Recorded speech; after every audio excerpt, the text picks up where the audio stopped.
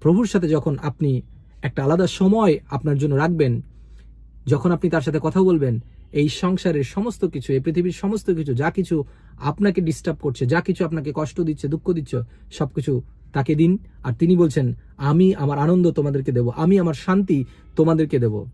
অর্থাৎ প্রভু যিশু মানেই আমাদের জীবনের শান্তি।